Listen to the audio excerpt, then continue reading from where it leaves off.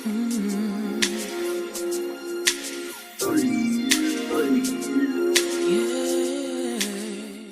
good, everybody? I'm back, with another one. Y'all hoes are so nosy, but I'm gonna give it to you anyway. So, I would like to get into the story about my first time dealing with a DO man when I was in college. Let's see. So I went to college in 2015. I stayed on campus my freshman year, 2015. It was this guy that worked in the union. Of course, he didn't go to school with our child, but he worked in a union or whatever, and I seen him take out the trash and stuff. He was kind of cute or whatever. And it's not really hard to tell when a guy is shaking you out in public. Like, they're gonna constantly keep looking at you regardless of how obvious they try not to make it. Like, when they try not to make it obvious, they make it more obvious. So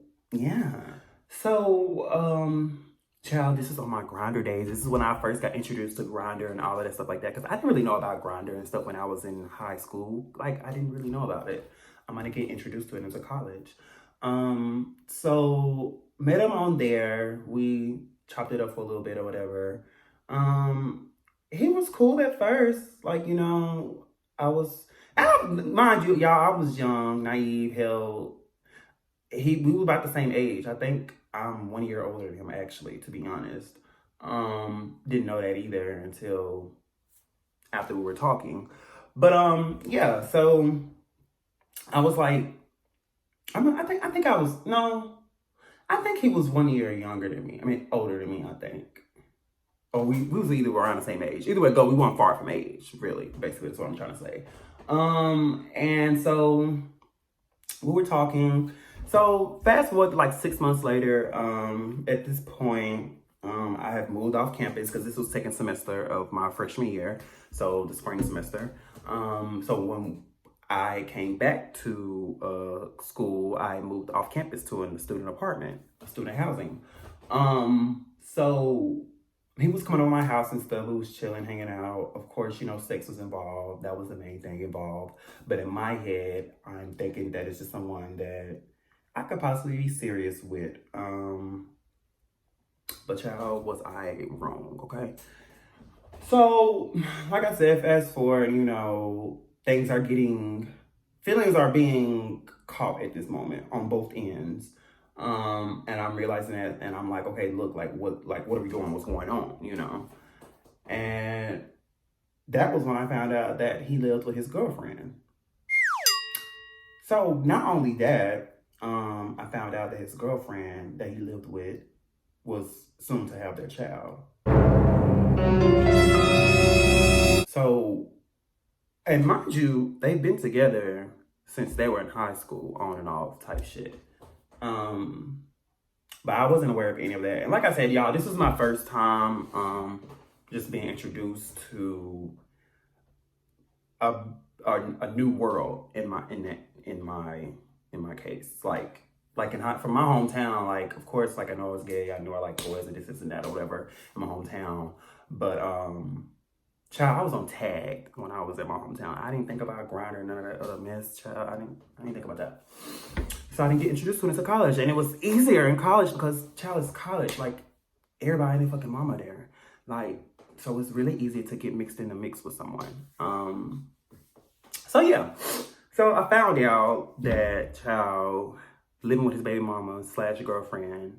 And at that point in my head, I'm like, half of me was like, okay, cut this nigga off because I'm not sleeping with nobody that already got somebody else. Like, I'm just not gonna do that.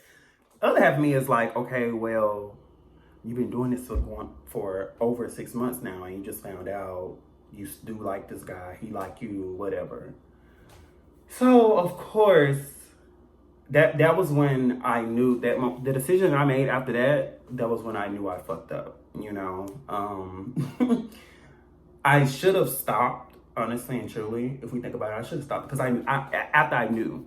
But I was too hung up on like the pleasure and the feeling in the moment type thing. So I didn't want to let that go. And I'm glad I didn't, because now I I feel like I learned from that. I definitely learned from that situation, and I learned what not to do now. So I'm glad, like, as I look back at it now, I'm glad that I decided to keep dealing with him. Child. So after that, basically, the, the man basically asked, could he be with both of us? To me. And I'm just like, no. Like, he's telling me he don't love her no more, this and that. Like, typical DL shit that these men be telling these boys when they be messing with them. Oh, I don't love her no more, da da da da. And I'm like, okay, well, if you don't love her no more, if you're not in love with her no more, why can't you leave her and be with me? Like, and just me. Like, I don't understand. And he's like, well, I want to be there for my child, da da da da da. And I'm like, y'all can co-parent. Like, what's the big deal about that?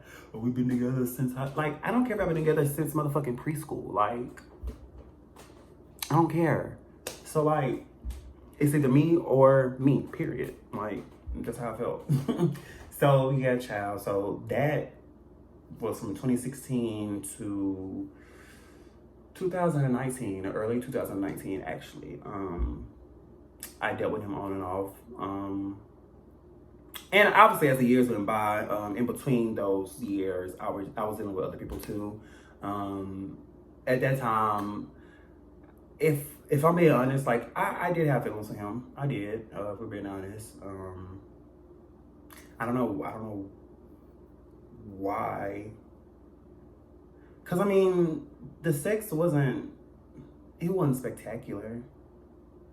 But I don't know why I really had feelings for him like that though. And it just seemed like I couldn't let that go. But I feel like, child, when they be when these men be talking about they have demons on them, child, I feel like I'm not gonna say to the extreme that I had a demon on me, but child, I was wrapped to a spell because somehow I just feel like I could just not. I would get over him for like a month or two, and then he could just hit me up out of nowhere, and I'm like, well, you can come to my house, like, girl. I don't know, like, that was a moment for me, child. But, that was my first encounter with, like, a DL man. First of many, little did I know. But that was the first time that I did that. And I don't regret it. Like I said, it was a learning experience for me. And the main thing that I got from the whole entire experience is basically, like, it's really hard to trust what a DL man tells you, And in my opinion, I think there's two different types of DL men. There are the DL men that are living literally two separate lives. Like, you got a whole girlfriend, wife, baby mama, family over here, and then over here you want to have a boyfriend, fuck buddy, like whatever, And there's the ones that just simply can't come out to certain people, like family-wise, because of religious backgrounds and stuff like that. I have no absolute problem with the DL men that are like that, because, well, boys, because child, if you doing that, you still living with your mom and daddy, basically. But I have no problem with those type of DL boys because, I mean, it is what it is.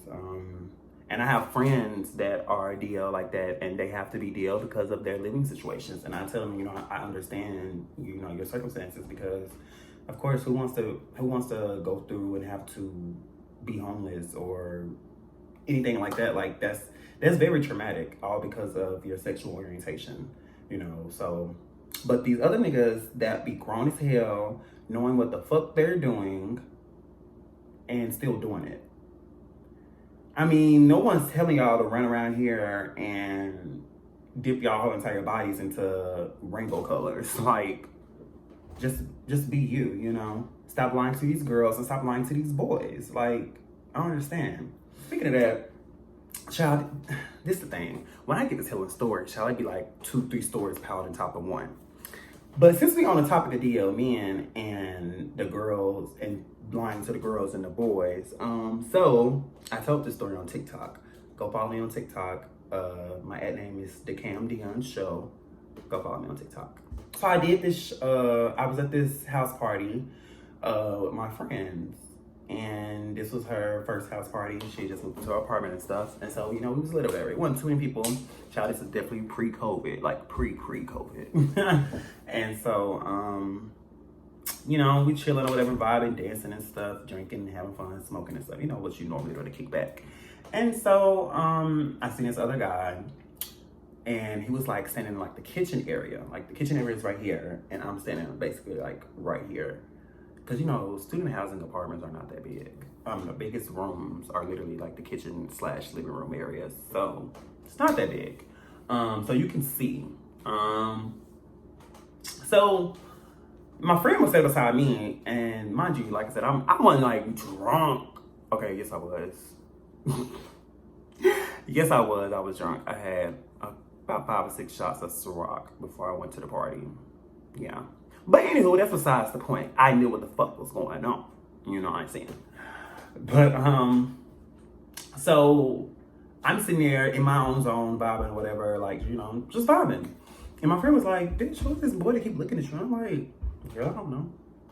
Like, I was really just like in my own world. Like, I wouldn't eye nobody. And so, we make eye contact a couple times. And at that point, child, we're gonna need to make eye contact 2 times to confirm it. To really confirm it for me 2 times. First time, okay, maybe you're just looking. Second time, okay, now why you looking? That's how I feel. So, child, we didn't say anything to each other at the party. Of course, because DLs are not gonna talk to you in public, child. They are going to wait to hit you up after, meaning on your phones when they're in private. So, of course, that's what happened. And, child, we didn't even talk. Don't get me wrong. This man was fine. Don't get me wrong. He was fine. And, child, we talked for like maybe a week. This nigga had the nerve to ask. Mind he had no car. Didn't have no job. So I'm like, okay. He got the nerve to ask me to drive for my car. First of all, sir, you're not giving me no type of dick. You're not doing nothing for me. You're not putting no money in my account. Like, you're not doing nothing for me. You talking about I can't even save messages, but our messages on Snapchat, but you expect me to let you drive my car? That's that shit y'all baby mamas be letting y'all niggas do. And that's the reason why they be riding around in y'all cars, tearing y'all shit up and have other bitches and niggas in y'all shit while y'all at work. Because I had a friend that was doing that shit. She was fucking at work, slaving at work, and her boyfriend dropping off at work with no job and no money, and picking up other bitches in her car while she at work. I don't like that. I don't like that. So, child, after that basically, when he asked me that, child, that was it for me. And so, on down the road, a couple nights after that, child, his baby mama, of course, she's done this too many times. She messaged me from his Facebook profile and was like, yeah, so they said I'm gonna run over you in my car. Matter of fact, I'm gonna put the screenshots. Like, y'all, this was the most hilarious and embarrassing thing, not even on my part, but definitely on her part. So I was just like, I was high when she sent me that message. Girl, I was laughing my ass off because I'm like, this is hilarious and actually embarrassing on your end because the fact that you even having to do this. And I was like, I can tell she done this one too many times, like, girl. So, child, that's what I'll just be saying. Like, it just be too much going on when you're dealing with DL men. It's always 3 people in a DL relationship, child, especially if they have from my cases, the DL men that I've dealt with, they've all had either children or girlfriends, some wives. But, and I didn't really deal with the ones with wives, because that was just really too much. If we're being honest, like, okay, dude, you have a wife. Like, only thing you gonna give me is some money. I'm sorry. Like, I felt bad for the wife, but at the same time, I wasn't really fucking him, honestly and truly. It was really just conversation. The boyfriends, listen, y'all, don't be judging me, okay? Don't be judging me. The only time that we were, like, literally having sex, like, the times we were having sex, like, I didn't know. Maybe I didn't care to know. I don't know. But I just didn't question that. All of this shit didn't come up until after we were fucking with each other. Like, this is, like I said, and I'm speaking from multiple DL men that I've been in dealings with. But basically, like I said, I'm glad that I'm older now and I realize more things now and I see stuff for what it really is. And I'm just glad I went through those experiences. So, you know, if me telling my story and telling y'all how DL men act, because they are all the same. And if me telling y'all that's something that I've been through and tell y'all to not waste y'all time with these men, if that helps y'all, if that helps just one person, like, child, that'll be great for me. Because, child, these DL men only give y'all heartbreaks, headaches, and have y'all sitting in the clinic on Monday morning. So, which one you want? Because if you keep dealing with them, you're going to get either or all three. You know? Just saying. So, a man that lies to himself is very dangerous. Very dangerous. So remember that. When you're dealing with someone and they're lying not only to you but to themselves, you're playing a dangerous game, playing with fire at that point, baby girl. But yeah, so I hope y'all nosy hoes enjoyed the story time or whatever. And, you know, child, my next one, I already know what I'm doing for the next one. So, you know, love y'all so much. Thank you for supporting me. Don't forget to hit that subscribe, like, and comment button. Like, comment, let me know what y'all want to hear, you know, because I'll talk about things that y'all want to hear, you know. I don't want to talk about all the things. That's why I asked y'all on Twitter. I asked y'all, what do y'all want to hear? What would y'all like me to talk about? Because I want to be able to feed y'all, you know. So, yeah. Thanks for listening. Thanks for watching. And y'all have a great day.